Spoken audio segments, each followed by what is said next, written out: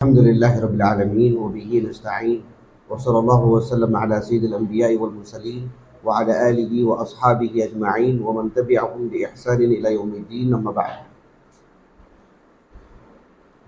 آج کی جو ترتیب ہے محاضرات کی، اس میں یہ تیسرا محاضرہ ہے. اس سے پہلے والا جو محاضرہ تھا اس میں میں نے شرعی علم کو کیسے باقی رکھے اس کے میں نے 12 طریقے بتائے تھے. کتنے؟ 11 یا 12؟ 11. کتنے طریقے بتائے تھے؟ 11 یا 12؟ دیکھیں 11 بتایا تھا.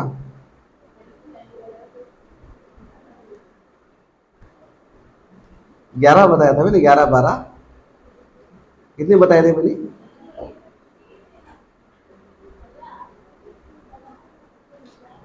کتنے طریقے بتائے تھے میں نے؟ 12. 3 طریقے. اچھا یاد ہیں؟ کیا کیا؟ نہیں، اللہ کی توفیق وہ تو طریقہ نہیں ہے. ہاں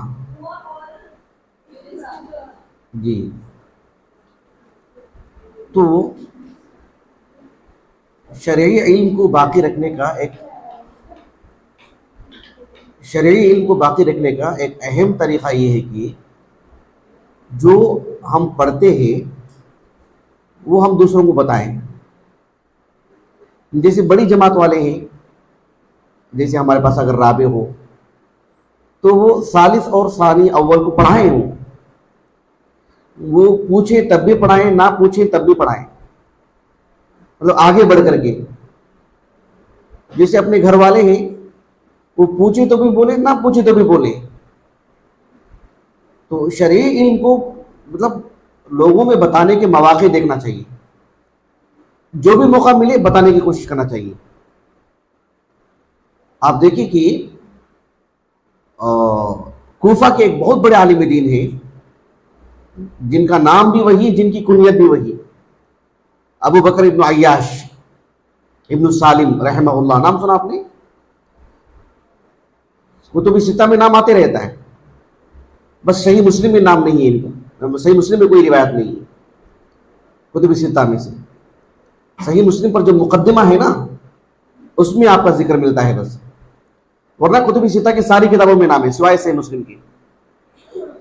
تو امام ابو بکر ابن عیاش، ابو بکر ان کی کنیت بھی ہے، ان کا نام بھی. ابو بکر ابن عیاش ابن سالم کوفہ کے ہیں رحمہ اللہ. 109 پر 4 ہجری سے وفات ہے. آپ کو پتا ہے کہ حدیث کے صحیح ہونے کے جو شروط ہیں کتنے ہیں؟ پتہ ہے آپ کو؟ اصول حدیث پڑھتے ہیں آپ؟ حدیث صحیح کے کتنے شروط ہیں؟ کتنے شروط ہیں؟ 5. کیا کیا؟ ایک حدیث میں اتصال السند، حدیث کا متصل ہونا. ایک اور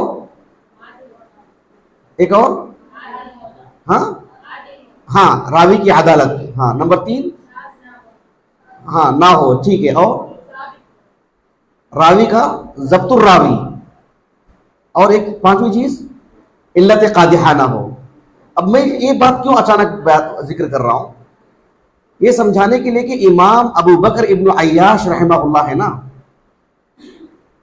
امام ابو بکر ابن عیاش رحمہ اللہ، جب ہم ان کو بحیثیت ایک عالم، ایک راوی دیکھتے ہیں تو ان کی تو عدالت تو ہے، ثقہ راوی ہے الحمدللہ، عظیم عالم دین ہے. ثقہ جب کہتے ہیں تو دونوں چیزیں ملا کر، راوی کی عدالت اور راوی کا ضبط دونوں ملا کر ہی ثقہ بولتے ہیں. تو ان کا جو ضبط ہے نا، ضبط الراوی، تو ضبط کی محدثین 2 قسمیں بتاتے ہیں. پتہ ہے؟ ضبط کی 2 قسمیں بتاتے ہیں. ایک ضبط الکتاب، ایک ضبط الصدر. پڑھیں نا آپ نے؟ تو اگر امام ابو بکر ابن عیاش رحمہ اللہ جو ہے نا ضبط الکتاب کی اگر بات کرتے ہیں تو محدثین آپ کو بہت سراہتے تھے، یعنی محدثین کے پاس مقبول. یعنی امام ابو بکر ابن عیاش رحمہ اللہ اسے ہم موبائل دیکھ کے بولتے ہیں، سمجھ رہے ہیں؟ تو امام ابو بکر ابن عیاش رحمہ اللہ کے پاس جو حدیث کی کتابیں ان کی ہوتی تھی نا، تو محدثین کہتے تھے کہ بھی ضبط الکتاب کی اگر بات کرتے ہیں تو امام ابو بکر ابن عیاش رحمہ اللہ علماء کے پاس، محدثین کے پاس ثقہ مقبول، کیونکہ وہ ویسے ہی لکھتے تھے جیسے ہم کاپی پیسٹ بولتے ہیں نا، بالکل ویسے ہی اتارتے تھے وہ اپنے اساتذہ سے، رتی بھی چپ نہیں ہوتی تھی، جیسے استاذ بول رہا ہے کچھ کا کچھ لکھ لے رہے ہیں، ایسا ہوتا ہے نا، ان سے ایسا نہیں ہوتا تھا۔ وہ اپنے اساتذہ سے جب روایتیں لکھتے تو گویا کہ آج کی ایک سوشل میڈیا کے دور میں اگر ہم دیکھیں کاپی پیسٹ بولتے ہیں نہیں، اس میں چوک ہوتی ہے کیا؟ بالکل ویسی ہی ضبط الکتاب امام ابو بکر بن عیاش رحمہ اللہ۔ لیکن ضبط الصدر کی اگر بات کرتے ہیں، حافظے کی اگر بات کرتے ہیں، تو ان کی عمر کتنی تھی معلوم ہے؟ 100 سال عمر تھی ان کی۔ تو جب جوان تھے تو ان کا حافظہ بڑا مضبوط تھا، لیکن عمر بڑھنے بڑھنے بڑھنے بڑھنے ان کا حافظہ تھوڑا کمزور ہوتا گیا۔ تو محدثین کہتے ہیں کہ امام ابو بکر بن عیاش رحمہ اللہ کی کوئی روایت اگر کتاب دیکھ کے وہ بتا رہے ہیں تو پھر تو مطلب بغیر کسی تردد کے لے لینا چاہیے، سمجھے آپ؟ تو دیکھو جو طالب علم استاد سے سن کر کے اچھے سے لکھتا ہے اس کی بھی بڑی قیمت ہوتی ہے۔ اچھا، مجھے یہ سب بتانا تھا ضمناً، اصل کیا بتانا ہے؟ امام ابو بکر ابن عیاش رحمہ اللہ وہ کہتے ہیں کہ سخاء الحدیث، کیا کہتے ہیں؟ سخاء الحدیث، سخاء الحدیث کا سخاء المال، سخاوت بولتے نا، سخاوت فیاضی، دودھ و سخاوت، اللہ کے راستے میں خرچ کرنا، بولتے نا فلاں انسان بڑا سخی ہے، بولتے نہیں بولتے؟ یہ لفظ نیا ہے آپ کے لیے؟ ہاں۔ تو امام ابو بکر ابن عیاش رحمہ اللہ کہتے ہیں کہ سخاء الحدیث کا سخاء المال، جس طرح سے مال اللہ کے راستے میں خرچ کرنا ہے، اس میں صدقہ و خیرات بھی ہے، تطوع، اور اس میں فرض بھی ہے، نفل بھی ہے، زکوٰۃ بھی ہے، صدقات بھی ہے نا۔ تو کہتے ہیں کہ علم میں بھی ایسی ہی کچھ علم ایسے دینا ہے جو کہ فرائض میں سے ہے۔ کوئی ہماری دہلیز پہ آنا ضروری نہیں، ہم کو اس کی دہلیز پہ بھی جانا پڑ سکتا ہے، جو کہ فرض علم ہے، ضروری علم ہے، بنیادی اور اساسی علم ہے، اللہ کی معرفت، جیسے قیامت سے متعلق وغیرہ وغیرہ، نبی کی رسالت سے متعلق جو اصولی باتیں ہیں۔ اور اس میں تطوعات بھی ہیں، جو دھیرے دھیرے آپ جو پڑھ رہے ہیں نا، وہ فرض کفایہ، یہ فرض عین نہیں ہے، یہ فرض کفایہ پڑھ رہے ہیں۔ فرض کفایہ پڑھنے والوں کا مقام فرض عین پڑھنے والوں سے کہیں زیادہ بڑا ہوتا ہے، سمجھے آپ اس بات کو؟ فرض عین تو سب، چاہے مسلمان ہو غیر مسلم ہو، یہ بات سمجھ میں آپ کو؟ غیر مسلم بھی اس نے جو شریعت کا علم، جو بنیادی علم حاصل نہیں کیا نا، مسلمان کو جیسے دو طرح کے اجر ملتا نا، دو طرح کا، ایک اللہ پر ایمان لانے کا، ایک مان لیجیے کہ سیدھا پیر میں چپل پہن کے گیا، سب سے پہلے سیدھا پیر ڈالا اس نے، ایک نیکی ہے نا وہ بھی۔ اگر ایک غیر مسلم اس کا اہتمام کرے گا تو اسے اجر ملے گا؟ نہیں ملے گا۔ لیکن ایک غیر مسلم بائیں پیر سے چپل پہن گیا مثلا، خیر وہ تو چھوڑو، ایک مکروہ عمل ہے، لیکن ایسا کوئی عمل ہے جو اللہ پر ایمان نہیں ہے، اس نے جیسے نماز پڑھ لی یا کچھ اور نیکی کا کام کر دیا، تو اسے اجر ملے گا؟ نہیں ملے گا۔ ویسے ہی ایک مسلمان کو جس طرح سے اللہ پر ایمان لانے کا اجر الگ، عام نیکیاں کرنے کا اجر الگ، ویسے ہی غیر مسلم کو اللہ پر ایمان نہیں لانے کی سزا الگ، جو عام نیکیاں نہیں کیا ہے اس کی سزا الگ، سمجھا میری بات کو؟ تو جو شرعی علم اساسی ہے وہ تو دنیا کے سارے انسانوں کو پڑھنا ہے، کوئی انسان اس سے اپنے آپ کو مطلب مستثنا نہیں کر سکتا، سب کو پڑھنا ہے۔ لیکن فرض کفایہ جو ہم پڑھ رہے ہیں اس کی بڑی قیمت ہے اللہ کے پاس۔ تو سخاء الحدیث کا سخاء المال، جو مال میں جس طرح سے فرض اور نفل ہے زکوٰۃ میں، ویسے ہی علم میں، شرعی علم کو دینے میں فرض بھی ہے، نفل بھی ہے، کچھ ضروری علم ہے وہ بھی دینا ہے۔ کہا کہ جس طرح سے مال کی سخاوت ہے ویسے ہی شرعی علم کی بھی سخاوت ہے۔ کتنا عظیم قول ہے آپ کا، ماشاء اللہ تعالی۔ تو ایک طالب علم کو یہ پڑھ کر کے اپنے اندر نہیں رکھنا ہے، اپنی اپنی طاقت کے حساب سے، اگر آپ کو زبان میں طاقت ہے تو آپ بولیے، لکھنے میں طاقت ہے تو لکھیے، یا کسی کو لکھ کر کے دیجیے، وہ بتائیں گے، کوئی بھی طریقہ آپ کی طرف سے ہونا چاہیے. اس علم کو اپنے سینے میں رکھ کر کے خاموش نہیں رہنا چاہیے. امام عبداللہ بن مبارک رحمہ اللہ کا نام سنا آپ نے؟ نام سنا آپ نے؟ کہاں رہتے ہیں؟ آج کل دلی میں رہتے ہیں غالباً نا. آپ نے یوٹیوب پہ دروس دیکھے ان کے؟ امام عبداللہ بن مبارک رحمہ اللہ کی ان کی دروس نہیں سنتے آپ لوگ؟ نہیں سنتے ہیں؟ نام سنا ہے آپ نے امام عبداللہ بن مبارک رحمہ اللہ کا؟ امام عبداللہ بن مبارک رحمہ اللہ کا انتقال 180 پر 1 ہجری کو ہوا، 2 صدی ہجری میں. امام عبداللہ بن مبارک رحمہ اللہ کے بارے میں حافظ ابن حجر رحمہ اللہ کہتے ہیں کہ جمعت الخصال کلھا، آپ نبی نہیں تھے، اللہ تعالیٰ نے بحیثیت مسلمان جتنی عمدہ صفات ہیں سب اللہ نے آپ میں جمع کر دیے تھے. امام عبداللہ بن مبارک رحمہ اللہ. امام عبداللہ بن مبارک رحمہ اللہ آپ کہتے ہیں کہ جو شخص علم میں بخیلی کرتا ہے، کہا کہ من بخل فی العلم ابتلی بثلاث، بہت ہی بڑی بات بتا رہا ہوں میں آپ کو. امام عبداللہ بن مبارک رحمہ اللہ کہتے ہیں من بخل فی العلم، جو شرعی علم میں بخیلی کرتا ہے، بخیل ہے، بتاتا نہیں ہے، کہا کہ ابتلی بثلاث، 3 میں سے کسی ایک چیز میں وہ مبتلا ہو جائے گا، 3 آفتوں میں سے کوئی ایک آفت. کہا کہ اما بموت، یا تو اس کی موت آ جائے گی، اس کے ذریعے سے کوئی فائدہ ہی نہیں اٹھایا، وہ مفید بنا ہی نہیں، اس کا کوئی مستفید ہی نہیں ہے، کتنی آفت کی بات ہے، یا تو موت آ جائے گی، تاکہ او بنسیانی، یا تو وہ بھول جائے گا، بتایا نہیں کہ بھول جائے گا. اور تیسری چیز آپ نے یہ بتائی، کہا کہ او لحوق بسلطان، او لحوق بسلطان، الحاق، جوڑنا. کیا مطلب ہے لحوق بسلطان کا؟ یعنی وہ اداری یا سرکاری کاموں میں وہ چلا جائے گا، اداری کاموں میں چلا جائے گا تو پھر شرعی علم پڑھنے پڑھانے کے مواقع نہیں ملیں گے. اس لیے جو ہے ہم دیکھتے ہیں ہمارے اساتذہ کو ہم سنتے تھے، اداری کاموں سے ڈرتے تھے، گھبراتے تھے، منصب سے گھبراتے تھے، ان کو شیخ الجامعہ، ناظم جامعہ بننے کا بالکل شوق نہیں تھا، دور بھاگتے تھے وہ، اس لیے کہ اس میں چلے جائیں گے تو پڑھنا نکل جائے گا. اور لحوق بسلطان، کتنی بڑی بات ہے امام عبداللہ بن مبارک رحمہ اللہ نے.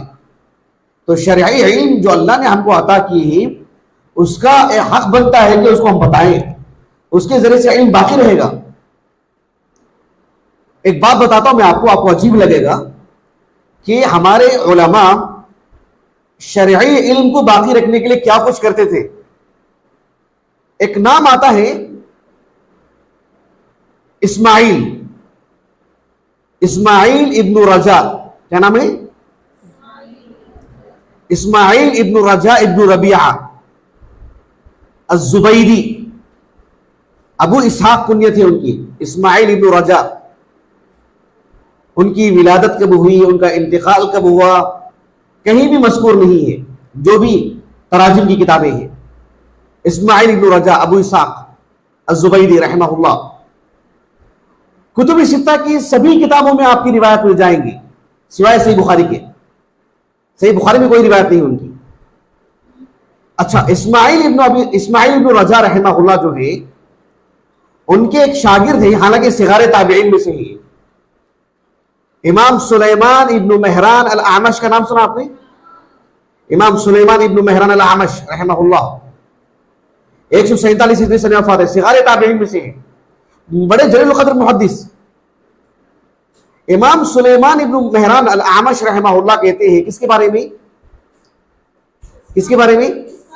اسماعیل ابن رجا ابو اسحاق الزبیری کے بارے میں رحمہ اللہ، کوفہ کے ہیں وہ بھی. ان کے بارے میں کہتے ہیں کہ کان یجمع صبیان المکاتب، کان یجمع صبیان المکاتب، وَيُحَدِّثُهُمْ لِكَيْ لَا يَنْسَى حَدِيثَهُ.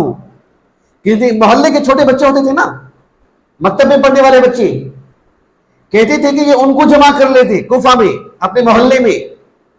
کوفہ بہت بڑا علاقہ ہے، اپنے محلے کے چھوٹے بچوں کو جمع کر لیتے. یہ کوئی چھوٹی شخصیت نہیں ہے، لیکن ان کے پاس جو اتنی حدیثیں تھیں بس بچوں کو سنا دیتے تھے، بچوں کو سنا دیتے تھے.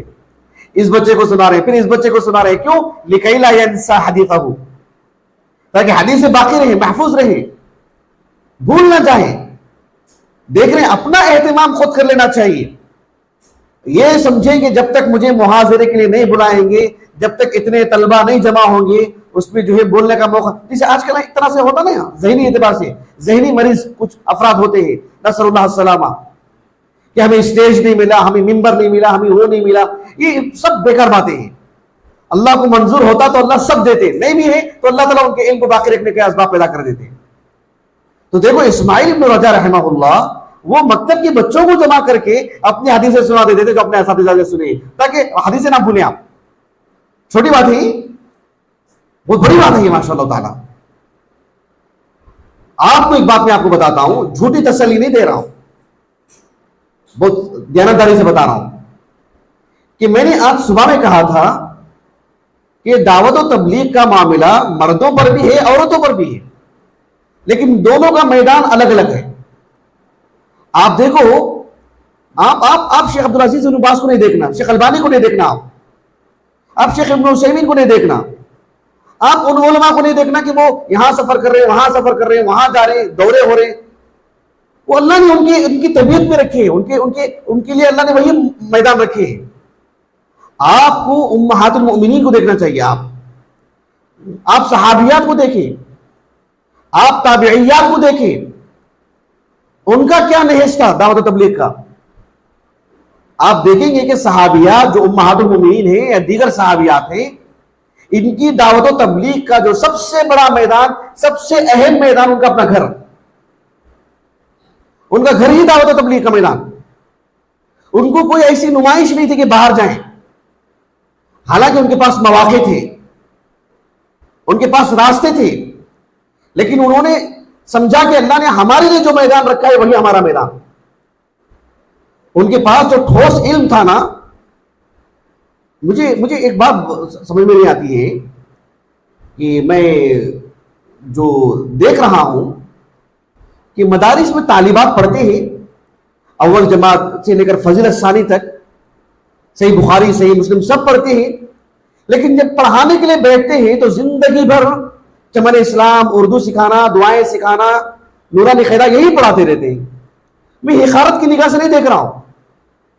جب آپ کو زندگی بھر نورانی قیدہ ہی پڑھانا ہے، آپ کو زندگی بھر دعائیں ہی سکھانا ہے، زندگی بھر اردو لکھنا ہی سکھانا ہے، تو پھر آپ کو کتب ستہ پڑھنے کی کیا ضرورت ہے؟ آپ نے تو وہ بھی تو پڑھا ہے، بلوغ المرام بھی پڑھا ہے، آپ نے مشکاہ بھی پڑھی ہے، آپ نے صرف و نحو بھی پڑھا ہے، آپ نے اصول فقہ بھی پڑھا ہے، اصول حدیث بھی آپ نے پڑھا ہے. وہ کیوں نہیں پڑھاتے؟ وہ مرحلہ کیوں نہیں آتا؟ اس کے بارے میں کیوں نہیں سوچتے؟ یعنی پڑھتے تو پورا ہے، پوری عمر لگائے ہیں، باپ کا پیسہ لگائے ہیں، اساتذہ کی محنت لگی ہے، خود کی محنت لگی ہے، اور اس کا نتیجہ کیا ہے؟ نتیجہ یہ ہے کہ زندگی بھر کے لیے 10 سال 15 سال تک وہی پڑھاتے رہتے ہیں، جس میں محنت کی ضرورت ہی نہیں ہے، جبکہ پڑھے تو پورا ہے. یہ ایک طرح سے اچھا معاملہ نہیں ہے ہماری زندگی کے ساتھ، اس علم کے ساتھ. آپ نے جس ترتیب سے پڑھا ہے اس ترتیب سے پڑھائیے، پورا عرصہ لگائیے. اس کے لیے آپ کو کسی مدرسے میں معلمہ بننا ضروری نہیں ہے، اس کے لیے آپ کا گھر، لیکن آپ کو بنانا چاہیے ویسا. آپ کتب ستہ پڑھ رہے ہیں الحمدللہ. ابھی میں آپ کو ایک واجب دیتا ہوں، آپ 8 دن لگائیے اس کے پیچھے، آپ کو ملے گا نتیجہ، ایک بڑا حصہ ملے گا آپ کو. کتب ستہ میں ایسے راوی مل جائیں گے آپ کو، جو ایک راوی اپنے استاد سے روایت کرتے نا، حدثنی فلان. آپ دیکھیں گے کہ راویوں کی ایک بڑی تعداد ایسی ہے جو اپنی ماں سے روایت کرتے ہیں. عبداللہ بن عباس کو لے لیجیے آپ، عن امی، اس طرح سے روایت کرتے ہیں. حنیدہ بن خالد کو لے لیجیے، جو عمر بن خطاب رضی اللہ عنہ کے ربیب ہیں. جب ان کے والد کا انتقال ہو گیا تو ان کی والدہ نے آپ سے شادی کر لی تھی، عمر بن خطاب سے. ان کی بیشتر روایت ان کی والدہ سے ملتی ہے. ایک نام آتا ہے منصور. کیا نام؟ وہ تو تابعی ہے. منصور تو تابعی ہے. منصور کے جو والد ہیں نا، منصور ابن عبد الرحمن، منصور ابن، لیکن آپ دیکھو صحیح بخاری صحیح مسلم میں سب منصور بن عبد الرحمن نہیں ملے گا آپ کو. منصور ابن عبد الرحمن نہیں ملے گا آپ کو. ان کی والدہ کا نام تھا صفیہ. کیا نام تھا؟ ان کی والدہ کا نام کیا تھا؟ کس کی والدہ کا نام؟ منصور کے. یعنی منصور ابن عبد الرحمن ہونا چاہیے نا. سمجھ رہے ہیں میری بات؟ منصور ابن عبد الرحمن ہونا چاہیے نا. لیکن آپ سندوں میں دیکھیں گے کہ منصور ابن صفیہ. سمجھے آپ؟ عیسیٰ ابن مریم نا، اس لیے کہ آپ کے والد ہیں ہی نہیں. لیکن منصور جو ہیں ان کے والد تو ہیں نا، منصور ابن عبد الرحمن. لیکن آپ سندوں میں دیکھیں گے کہ منصور ابن صفیہ اپنی والدہ کی طرف منصور. اچھی طرح پتہ چل گیا آپ کو. ابن حجر رحمہ اللہ کہتے ہیں کہ ایسا کیوں؟ کہتے ہیں کہ نصب الیہا لشہرتہا، کہ منصور رحمہ اللہ وہ اپنی والدہ سے اتنا پڑھ لیے ہیں، اتنی روایت ان سے کرتے ہیں کہ انہی کے نام سے مشہور ہو گئے وہ، کہ منصور ابن صفیہ. اور منصور ابن عبد الرحمن سے نہیں جانے جاتے ایک آدھ مقام پر. اکثر دیکھیں کہ منصور ابن صفیہ اپنی والدہ سے روایت کرنے کی وجہ سے، حالانکہ بڑی بڑی روایت ملتی ہے ان سے. دیکھو ان کی والدہ نے گھر میں بیٹھ کر کے پورا پڑھایا نہیں پڑھایا. یہ اتنا صبر آنا چاہیے اور اتنا یقین ہونا چاہیے کہ آپ اپنے گھر کے جو بچے ہیں، جو آپ کے گھر میں پلتے بڑھتے ہیں، آپ ان کو دین سکھائیے. آپ کتنے ایسے آپ کو، حسن بصری کو لے لیجیے آپ. حسن بصری ہیں، ان کے بھائی ہیں، بڑے بھائی ابو سعید ابن الحسن، سعید ابن ابی الحسن ہے نا، ان کے بھائی کا نام ہے سعید ابن ابی الحسن. دونوں اپنی والدہ سے روایت کرتے ہیں. ان کی والدہ کا نام ہے خیرہ، جو ام سلمہ رضی اللہ عنہا کی جو ہے مطلب موالی میں سے ہے. اپنی والدہ سے روایت کرتے ہیں. ایسے بہت سارے نام مل جائیں گے آپ کو جو اپنی والدہ سے روایت کرتے ہیں. ابن ابی لیلہ رحمہ اللہ، مشہور شخصیت، اپنی والدہ سے روایت کرتے ہیں. کتنے ایسے راوی ہیں جو اپنی بیویوں سے روایت کرتے ہیں. آپ نے سند میں ایک نام پڑھا ہوگا کثرت سے، ہشام ابن عروہ. اور آگا نہیں آپ نے؟ ہشام ابن عروہ ابن زبیر بن عوام رضی اللہ عنہ کے بیٹے عروہ، ان کے بیٹے ہشام. آپ کو واجب دے رہا ہوں، آپ دن میں دیکھو، آپ صحیح بخاری صحیح مسلم میں لے لیجیے، آپ شیخین کو دیکھ لیجیے کہ روایت میں دیکھ لیجیے آپ کہ ہشام رحمہ اللہ کی بے شمار روایات ان کی بیوی سے ملتی ہے، فاطمہ سے، فاطمہ بنت المنذر. ان کی بیوی ان سے 10 سال کی بڑی ہے اور ان کی چچیری بہن بھی ہے. اور ان کی اکثر روایات، بات واضح ہو جائے آپ کو ایسا لکھا ہوا ملے گا کہ ہشام عن امرأتی. سمجھے اس بات کو؟ اپنی بیوی سے روایت کر رہے ہیں. امام عامر ابن شراحیل کا نام سنا آپ نے؟ الشعبی رحمہ اللہ. امام عامر الشعبی کا نام سنا نہیں سنا ہے؟ نہیں سنا آپ نے؟ امام عامر الشعبی رحمہ اللہ بہت بڑی شخصیت، اگر بحیثیت راوی حدیث اپنی بیوی سے روایت کرتے ہیں. امام ابو اسحاق السبیعی نام سنا آپ نے؟ کثرت سے نام آتا ہے، صغار تابعین میں سے، اپنی بیوی سے روایت کرتے ہیں. تو آپ کو کتب ستہ کے راویوں کا بڑا حصہ ایسا ملے گا جو اپنی والدہ سے روایت کر رہے ہیں، اپنی بیوی سے روایت کر رہے ہیں. کتنے ایسے راوی ہیں کتب ستہ کے جو اپنے بھائیوں سے، اپنے بہنوں سے روایت کرتے ہیں. عبداللہ بن عمر کو دیکھیے آپ، جہاں اپنے والد عمر سے روایت کرتے ہیں، اللہ کے رسول سے روایت کرتے ہیں. دیکھو ایسا نہیں ملے گا آپ کو. یعنی عبداللہ بن عمر عن اختہا، اپنی بہن سے، عن اختی حفصہ بنت عمر سے روایت کرتے ہیں.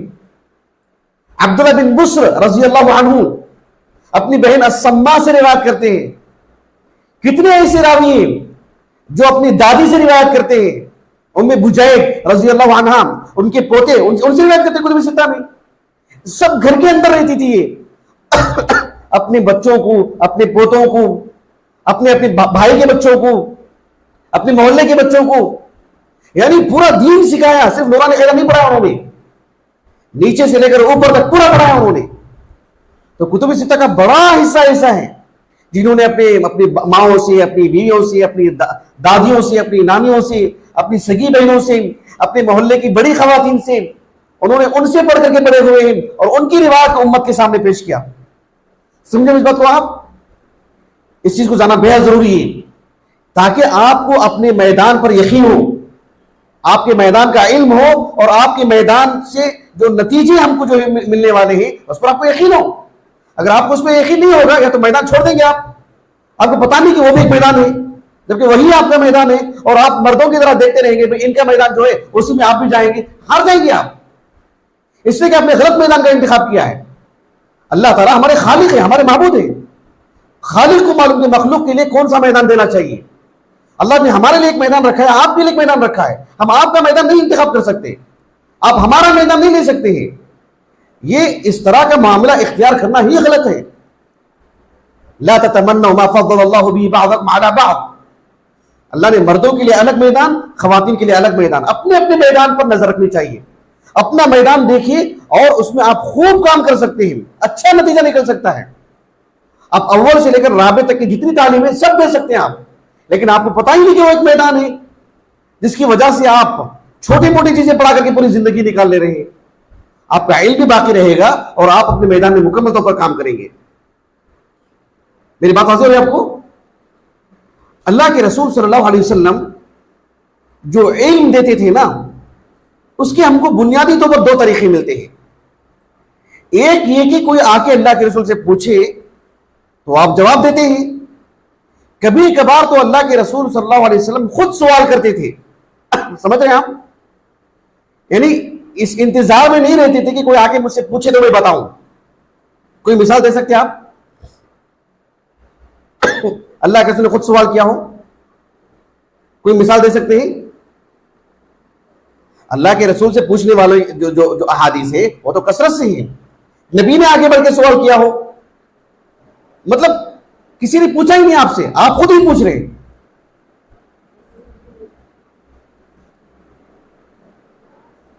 اچھا چلو میں آپ لوگوں سے ایک سوال کرتا ہوں. من المفلس؟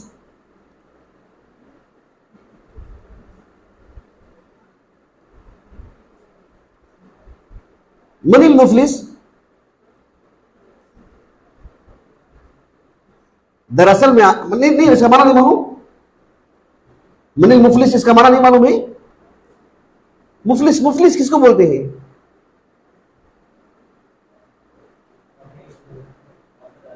فقیر، غریب، مسکین، غریب انسان، اسی کو تو مفلس بولتے ہیں نا.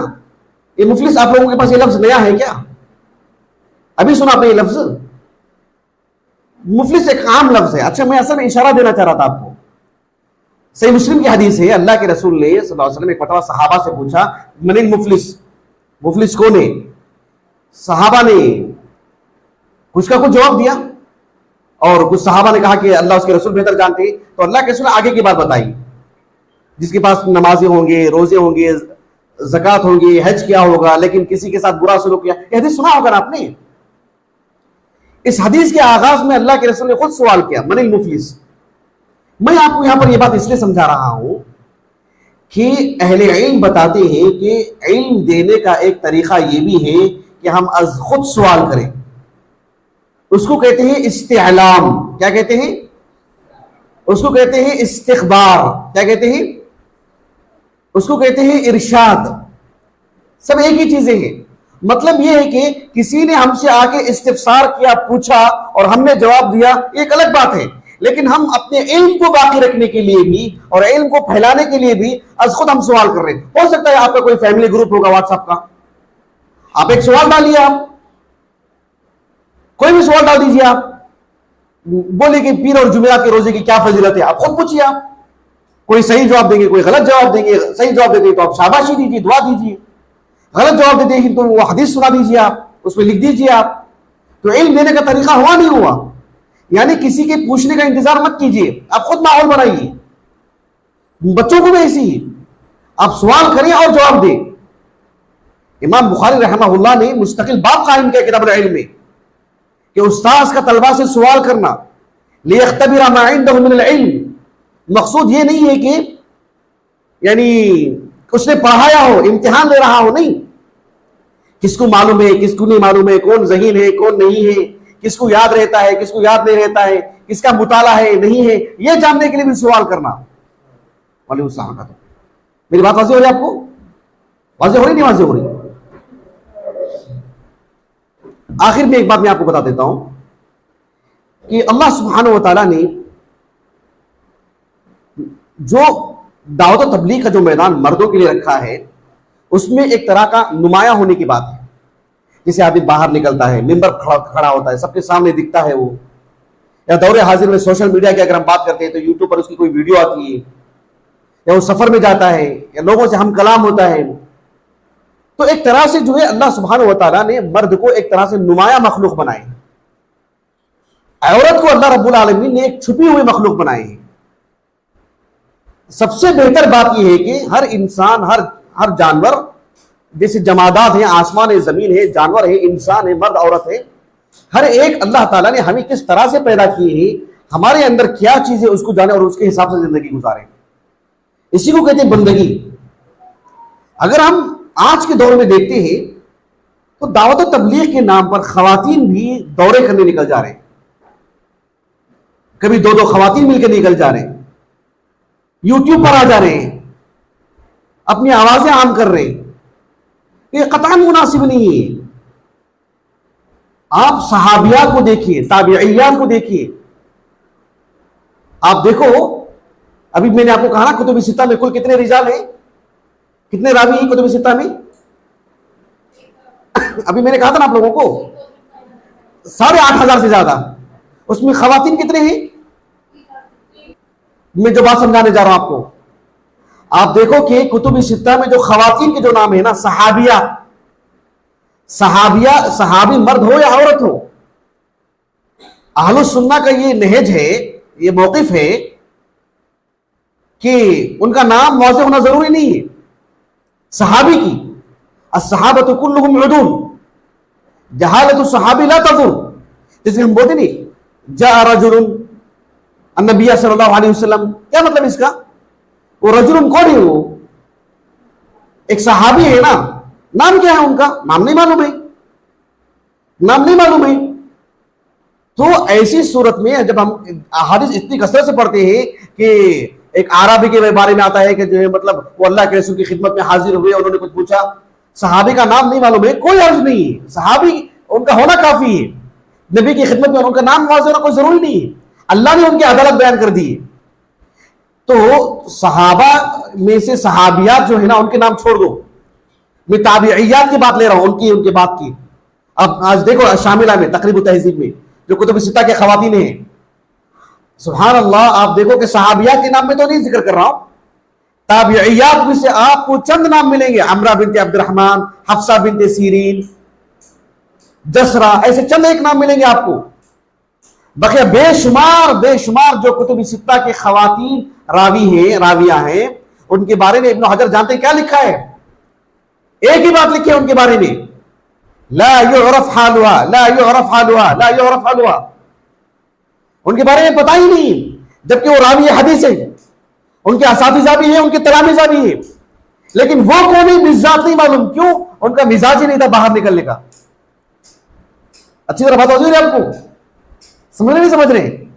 اپنا میدان سنبھالا انہوں نے، لا تعرف کتنی مرتبہ دیکھو، 50 سے زیادہ خواتین کے بارے میں لکھا ہے، لا تعرف لا يعرف حالها، ایسے لکھا ابن حجر نے رحمہ اللہ، جبکہ وہ اپنے دور کی جید عالمات میں سے ہیں، بڑی عالمات میں سے ہیں، بڑے علماء کو انہوں نے پیدا کیا ہے، انہوں نے ماحول بنایا ہے، لیکن اپنی شخصیت انہوں نے ہمیشہ چھپا کے رکھا۔ یہ بےحد ضروری ہے، اللہ تعالیٰ اس میں بہت برکت رکھے ہیں۔ آپ میں سے کوئی حافظہ ہے؟ کوئی حافظہ ہے آپ میں سے؟ آپ میں سے کسی کو سورہ شورى یاد ہے؟ اچھا یہ آیت یاد ہے؟ للہ ملک السماوات والارض یخلق ما یشاء یہب لمن یشاء اناثا ویہب لمن یشاء الذکور اور یزوجہم ذکرانا واناثا۔ اچھا جب تک میں مسئلے کو سمجھاتا ہوں، اللہ تعالیٰ نے کہا للہ ملک السماوات والارض یخلق ما یشاء، اس کے بعد دیکھو یہب لمن یشاء اناثا، نکرہ معرفہ ہے،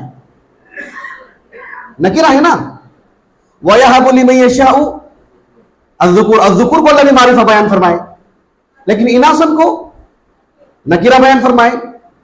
یہاں علم البلاغہ پڑھایا جاتا ہے ادھر. اچھا، قرآن فہمنے کے لیے علم البلاغہ ریڑھ کی ہڈی ہے. ریڑھ کی ہڈی سالم نہیں رہے گی تو آدمی کھڑ نہیں سکتا.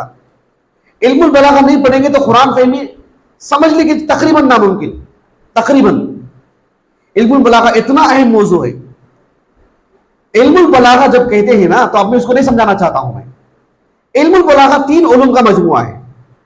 اس میں ایک ہے جس کو کہتے ہیں علم المعانی. کیا کہتے ہیں؟ علم المعانی.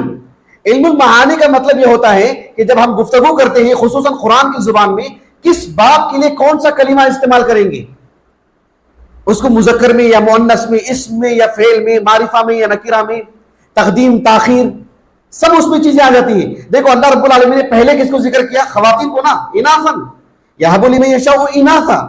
اور مؤخر کس کو کیا اللہ نے؟ ذکور کو. اس میں کتنی بڑی حکمت ہے پتہ ہے آپ کو؟ کیوں اللہ رب العالمین نے ذکور کو مؤخر کیا اور اناث کو مقدم کیا؟ وہ آج ہمارا موضوع نہیں ہے. لیکن دوسری جو بات ہے یہب لمن یشاء اناثا، اللہ نے اناثن کو نکرہ بیان کیا اور اس کو اللہ نے معرفہ بیان کیا الذکور کو. اس میں کئی حکمتیں ہیں. ایک چیز میں آپ کو جوڑ کے بتا رہا ہوں. بعض اہل علم کہتے ہیں کہ اللہ سبحانہ و تعالیٰ نے اناثت کو اس لیے بھی نکرہ بیان کی ہے کہ الذکور وہ معرفہ، اس لیے کہ الذکور بچپن سے لے کر بڑھاپے تک اللہ رب العالمین نے اس کے پاس جو ہے ایک نمایاں اور معروف ہونے کی حیثیت رکھی. اللہ تعالیٰ نے اس کی صلاحیت، طبیعت ایسی ہے اس کی کہ وہ کھل کے آنے والی چیز ہے، وہ نمایاں چیز ہے وہ. اور عرب لوگ بھی قطعاً پسند نہیں کرتے تھے کہ ان کی گھر کی عورتیں باہر نمایاں نظر آئیں. شرافت کے خلاف سمجھتے تھے یہ، حتیٰ کہ ان کے نام تک وہ واضح نہیں کرتے تھے. بات میری واضح ہو رہی ہے آپ کو؟ تو اللہ رب العالمین نے اناثن کو اس لیے بھی مقدم رکھی ہے کہ عورت ہمیشہ مخفی رہے گی، وہ مجہول رہے گی، وہ غیر معروف رہے گی، وہ اپنی حیت میں، اپنی شخصیت میں، اپنے ہر طرح سے کہ لوگوں کو پتہ ہی نہ چلے، جس کے بارے میں ابن حجر نے کہا کہ لا تعرف لا يعرف عنها. جبکہ وہ راوی حدیث ہے، اس کی وجہ سے حدیث پر اثر پڑ سکتا ہے، راوی کی جہالت کی وجہ سے. اردو کی جہالت نہیں، راوی کا مجہول ہونا، غیر معروف ہونا، حدیث کی صحت پر اثر پڑ سکتا ہے اس کا.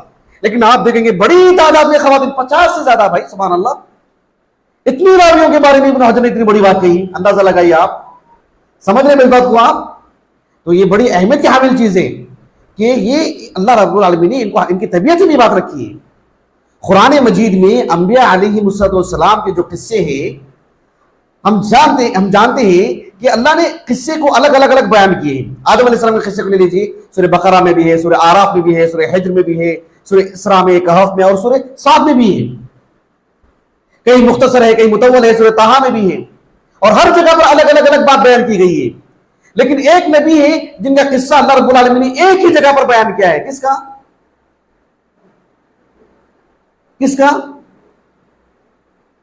2 جگہ نہیں بیان کیا اللہ تعالیٰ نے، ایک ہی جگہ بیان کیا ہے. یوسف علیہ السلام کا. کس کا؟ یوسف علیہ السلام کا قصہ اللہ نے بیان کیا. اب اس میں کیا حکمت ہے؟ حکمتیں بہت ہیں، لیکن آج ہمارا جو موضوع ہے اس سے جوڑ کے ایک حکمت میں آپ کو بتاتا ہوں. علامہ بدر الدین الزرکشی کا نام سنا آپ نے؟ علامہ بدر الدین الزرکشی رحمہ اللہ، یہ مصر کے ہیں.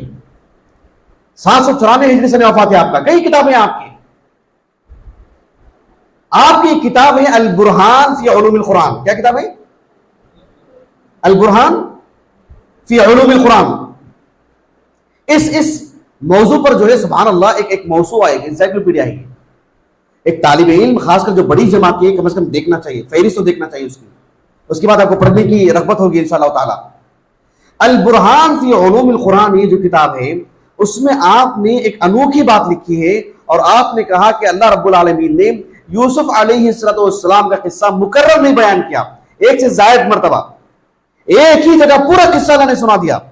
اس میں کئی حکمتیں ہیں. ایک حکمت آپ نے حیران کن، سبحان اللہ، آپ نے کہا کہ اس قصے میں ایک عورت کی بد کرداری کا بھی بیان ہے. ایک عورت کی، کس کا؟ امراۃ العزیز کا. کس کا ہے؟ امراۃ العزیز کا.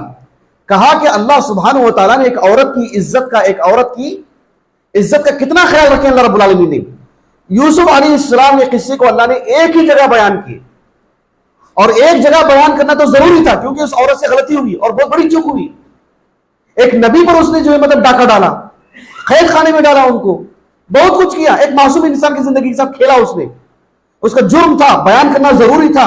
اللہ نے ایک مرتبہ بیان کیے, کہا کہ اگر یوسف علیہ السلام کا قصہ آدم کی طرح, نوح کی طرح, ہود کی طرح, ابراہیم کی طرح علیہ السلام 10 جگہ بیان کرتے تو 10 جگہ اس عورت کا جو کردار تھا وہ لوگوں کے دلوں میں آتے رہتا, دماغ میں آتے رہتا, تصور میں آتے رہتا تھا. اس عورت کی عزت کا خیال رکھتے ہوئے اللہ نے ایک جگہ بیان کیا اس قصے کو, تاکہ اس کی عزت بھی محفوظ رہے. سمجھ رہے, جگہ جگہ جگہ جگہ اس کو نہیں بیان کیا گیا. کتنی بڑی حکمت آپ نے بتائی, سبحان اللہ. تو اللہ سبحانہ و تعالیٰ نے جو میدان ہمارے لیے رکھے ہیں, ایک خاتون سوچے کہ اس کا میدان کون سا ہے, اور چھوٹا میدان نہیں ہے. ابھی میں نے آپ کو کہا نا کہ اس میں کیا کچھ ہو سکتا ہے. اس میدان کو سمجھے, اس میدان کو سمجھ کر کے عمل کریں گے. آپ کی جو اتنی بڑی زندگی یہاں لگی ہے, اتنا آپ نے پڑھا ہے, پیسہ خرچ کیا ہے, اساتذہ کی محنت لگی ہے, ذمہ داران کی, آپ کے والدین کی, وہ سب کے سب نورانی قاعدہ میں جا کے سکڑ جائے گی. جبکہ آپ بہت کچھ کر سکتے ہیں اور میدان بھی آپ کے پاس موجود ہے الحمدللہ. میں سمجھتا ہوں کہ اگر یہ باتیں آپ کو واضح ہو گئی ہوں گی تو انشاءاللہ تعالی ہمارا جمع ہونا یہاں ہمارے لیے کامیابی کا ضامن ہوگا انشاءاللہ. اللہ تعالی ہمارے یہاں بیٹھنے کو ہمارے لیے ذخیرہ آخرت کرے. اللہ رب العالمین دین اور دنیا کی سعادتوں سے ہمیں مالا مال فرمائے. اللہ سبحانہ و تعالی اس ادارے کے جو ذمہ داران ہیں, اساتذہ ہیں, طلبہ ہیں, طالبات ہیں, معلمات ہیں, ان کے جو معاونین ہیں, اللہ رب العالمین سب کو اجر عظیم سے نوازے. اللہ سبحانہ و تعالی ان کے مقصد میں کو کامیابی عطا فرمائے. وآخر دعوانا الحمدللہ رب العالمین.